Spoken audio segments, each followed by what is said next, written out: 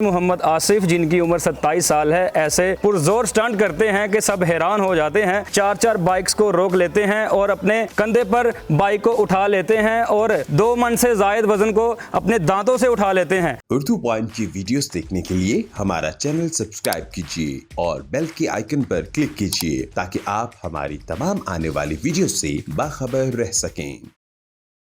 अस्सलाम वालेकुम नाज़रीन, मैं हूं आपका होस्ट काका रिपोर्टर और आप देख रहे हैं उर्दू पॉइंट। नाज़रीन, इंसान के जिस्म में, इंसान के बाजू में ताकत हो तो वो सब कुछ कर सकता है। ये ट्रैक्टर अभी आप देखेंगे किसी इंजन से नहीं चलेगा बल्कि एक शख्स अपने दांतों से खींचेंगे। नाज़रीन, आप देख रहे हैं आसिफ भाई जो हैं वो दांतों से ये ट्रैक्टर खींच रहे हैं। इंजन से नहीं चल रहा, ये दांतों से खींच रहे हैं। ਬਾਜੀ ਸ਼ੁਰੂ ਤੋਂ ਪਿੰਡਾਂ ਥਾਵਾਂ ਦੇ ਪਲੇ ਆ ਤੇ ਦੇਸੀ ਖੁਰਾਕਾਂ ਖਾ ਕੇ ਅੱਲਾਹ ਪਾਕ ਨੇ ਕੋਈ ਤਾਕਤ ਦਿੱਤੀ ਹੈ। 2 ਮਣ ਦੰਦਾਂ ਦੇ ਨਾਲ ਵਜ਼ਨ ਚੁੱਕ ਲੈਣਾ ਵਾ ਤੇ ਅਲਹਮਦੁਲਿਲਾ ਕਿ ਅਗਰ ਕੋਈ ਵੀ ਚੀਜ਼ ਅਗਰ ਕੋਈ ਕਵੇ ਨਾ ਚੈਲੰਜ ਕਰੇ ਕਿ ਆ ਚੀਜ਼ ਆਸਫਾ ਚੁੱਕੇ ਤਾਂ ਮੈਂ ਇਨਸ਼ਾਅੱਲਾ ਚੁੱਕ ਸਕਣਾ ਵਾ। ਇਹ ਕਰਤੱਵ ਵਾਸਤੇ ਚੁੱਕਦੇ ਆ ਕਿ ਵੈਸੇ ਵੀ ਕਿਸੇ ਦੀ ਚੁੱਕ ਲੈਂਦੇ ਆ?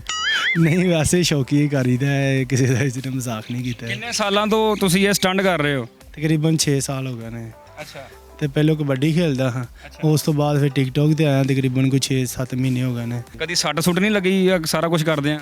ਕਦੀ ਕਿਤੇ ਅਕਸਰ ਹੋ ਜਾਂਦਾ, ਲੇਕਿਨ ਅੱਲਾ ਦਾ ਸ਼ੁਕਰ ਹੈ ਕਿ ਵੱਡੀ ਸੱਟ ਤੋਂ ਹਜੇ ਤੱਕ ਅੱਲਾ ਪਾਕ ਨੇ ਬਚਾਇਆ। ਹਾਂਜੀ, ਮੈਂ ਵੇਖਿਆ ਤੁਸੀਂ ਦੰਦਾਂ ਨਾਲ ਟਰੈਕਟਰ ਖਿੱਚ ਰਹੇ ਹੋ, ਦੰਦਾਂ ਨਾਲ ਬੋਰੀਆਂ ਵੀ ਚੁੱਕ ਲੈਂਦੇ ਆ।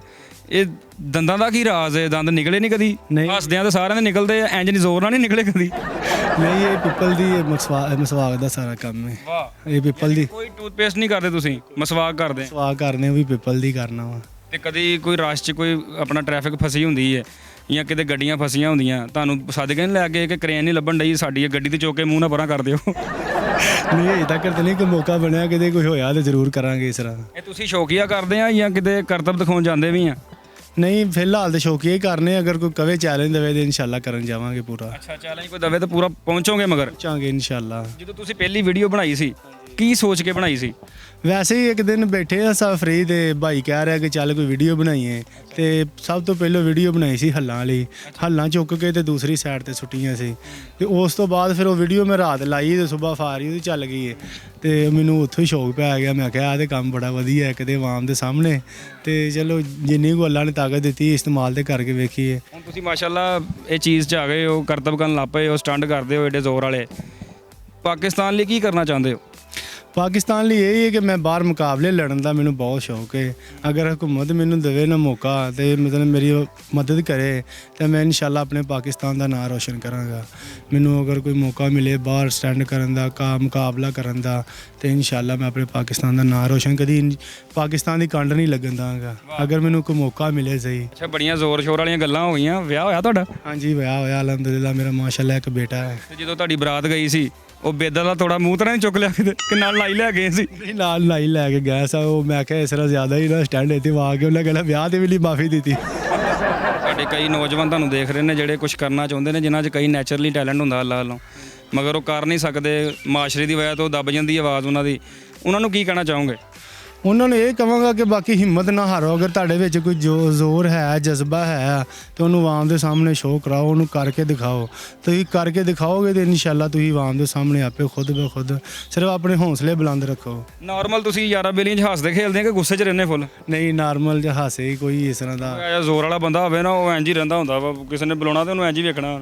ਨਹੀਂ, ਨਾਰਮਲ ਹੀ ਰਹੀਦਾ। ਕਿਸੇ ਨੂੰ ਮਹਿਸੂਸ ਹੀ ਨਹੀਂ ਕਰਾਇਆ ਕਿ ਯਾਰ ਅਸੀਂ ਇਸ ਤਰ੍ਹਾਂ ਦੇ ਬੰਦੇ ਹੈ ਕਿ ਸਾਡੇ ਇਹ ਤਾਕਤ ਹੈ ਸਾਡਾ ਨਾ। ਉਂਝ ਵੈਸੇ ਯਾਰ ਸੱਜਣ ਅਗਰ ਕੋਈ ਮਜ਼ਾਕ ਕਰਨ ਲੱਗਣ ਤਾਂ ਥੋੜ੍ਹੇ ਝੱਕਦੇ ਕਿ ਯਾਰ ਉਹਨੂੰ ਕੀਤਾ ਕਿਤੇ ਫੜ ਕੇ ਮਰੋੜ ਹੀ ਨਾ ਦੇ।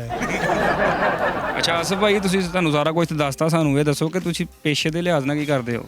ਵੈਸੇ ਤਾਂ ਸਾਡਾ ਆਪਣਾ ਮਾਸ਼ਾਅੱਲਾ ਜ਼ਮੀਨ ਹੈ ਤੇ ਉੱਤੇ ਜ਼ਿੰਮੇਦਾਰਾ ਕਰੀਦਾ। ਨਾਲ ਡੰਗਰ ਰੱਖੇ ਨੇ, ਡੰਗਰਾਂ ਨੂੰ ਪੱਠੇ ਵੀ ਪਾਈਦੇ ਨੇ। ਮਾਸ਼ਾਅੱਲਾ 15-20 ਡੰਗਰ ਨੇ, ਉਹਨਾਂ ਨੂੰ ਚੁੱਕ ਕੇ ਪੱਠੇ ਲਿਆ ਕੇ ਪਾ ਦੀ। ਰੇਡੀ ਰੂਡੀ ਨਹੀਂ ਲੈ ਕੇ ਜਾਂਦੇ? ਨਹੀਂ, ਰੇਡੀ ਨਹੀਂ ਲੈ ਕੇ ਜਾਂਦੇ। ਕਈ ਦਫਾ ਹੁੰਦੀ ਹੈ, ਕਈ ਦਫਾ ਨਹੀਂ ਹੁੰਦੀ ਵੀ। ਤੇ ਜਦੋਂ ਨਹੀਂ ਹੁੰਦੀ ਫਿਰ ਚੁੱਕ ਕੇ ਸਾਰਿਆਂ ਲਿਆ ਕੇ ਪੰਡ ਚੁੱਕ ਕੇ ਜਿੰਨੀ 2-2.5 ਮਣ ਦੀ ਵਜ਼ਨ ਪੰਡ ਚੁੱਕ ਕੇ ਲਿਆ ਕੇ ਡੇਰੇ ਦੇ ਲਾਗੇ ਪੱਠੇ ਨੇ। ਮਹਿੰਗੇ ਫੂਡਸ ਚੱਲ ਰਹੇ ਨੇ ਸ਼ਹਿਰਾਂ ਦੇ ਵਿੱਚ, ਠੀਕ ਆ, ਆਵਾਮ ਬੜੇ ਮਹਿੰਗੀਆਂ ਖੁਰਾਕਾਂ ਖਾ ਰਹੀ ਹੈ। ਤੁਸੀਂ ਕੀ ਖਾਂਦੇ ਹੋ ਤੇ ਤੁਹਾਡੇ 'ਚ ਤੇ ਉਹਨਾਂ 'ਚ ਫਰਕ ਕਿਉਂ ਆ? ਮੇਰੀ ਆਮ ਰੂਟੀਨ ਦੇ ਵਿੱਚ ਤਾਂ ਖੁਰਾਕ ਹੈ ਕਿ ਦੇਸੀ ਘਿਓ, ਦੁੱਧ, ਦਹੀਂ ਵਗੈਰਾ ਤੇ ਹੋਰ ਮੈਂ ਜਿਹੜੀ ਚੀਜ਼ ਮੁਰਗੀ ਦਾ ਗੋਸ਼ਤ ਨਹੀਂ ਖਾਂਦਾ। ਉਹ ਕੋਲਡ ਡਰਿੰਕ ਨਹੀਂ ਪੀਂਦਾ, 버ਗਰ ਸ਼ਵਾਰਮੇ ਇਹ ਚੀਜ਼ ਤੋਂ ਪਰਹੇਜ਼, ਤਲੀਆਂ ਚੀਜ਼ਾਂ ਨਹੀਂ ਖਾਂਦਾ, ਸਿਰਫ ਦੁੱਧ ਘਿਓ ਤੇ ਆ ਘਰ ਦੀ ਜਿਹੜੀ ਖੁਰਾਕ ਆਈ ਖਾਈਦੀ, ਦੇਸੀ ਖਾਣੇ ਖਾਈਦੇ ਬਸ।